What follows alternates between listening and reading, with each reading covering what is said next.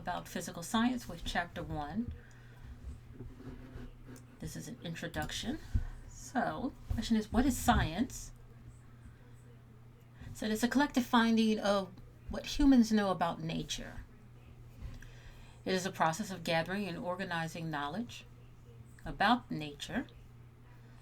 It is the rules of nature, the repeating patterns in nature, such as star patterns, weather patterns, or patterns that we find with animals. Science is a way of thinking. Scientists do a lot of critical thinking. Science is a system of knowledge based on facts and principles. So there's going to be two branches of science. There's biological sciences, and then there's physical sciences. Here at Norfolk State, you're required to take a course in each one of these. Right? So Bio 100 covers biological science, and this course, SCI 101, physical science, covers the other half. Biological science deals with the science of living things. Okay, botany,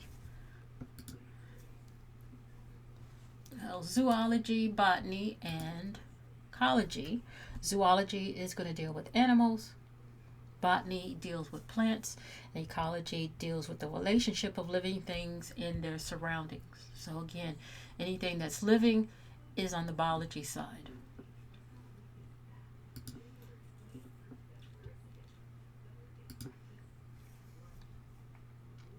Physical science is a study of non-living things. And under that, we get physics, chemistry, earth science, and astronomy, which are the ones that we're going to look at. There are some other categories, but these are the ones that this particular class covers. Physics is the study of the laws of nature and how and why. Chemistry builds on this physics and these laws and looks at how matter is put together. So they're looking at atoms, molecules, materials around us. Physics and chemistry is applied to the study of earth science. So earth science covers oceanographics, meteorology, geology, anything dealing with the study of the earth. Physics, chemistry, and earth science are then applied to astronomy, which is the study of the universe.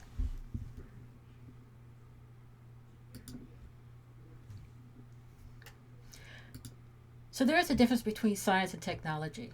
Science is a search for knowledge, why things or how things occur. Technology takes this knowledge, this understanding, and then applies it to create new things. The two are interrelated. As technology advances and develops new tools to investigate nature, science then is able to learn new things, which then leads to these new applications.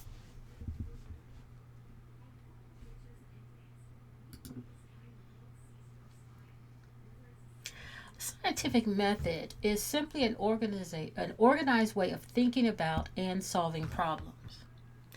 The scientific method is not exclusive to scientists. Any of the other areas and any of the other departments and majors, if they have problems, they go through these steps also. It's just a logical method of stepping through solving problems.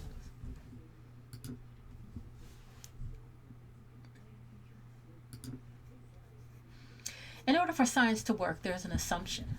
That assumption is that the universe is orderly and can be understood. Measurements are going to be the basis of any scientific research or investigation. Any kind of phenomenon that's observed, right, usually results in some question of how or why these phenomena occur. And from that, science is possible because of the assumption that the universe is orderly and can be understood.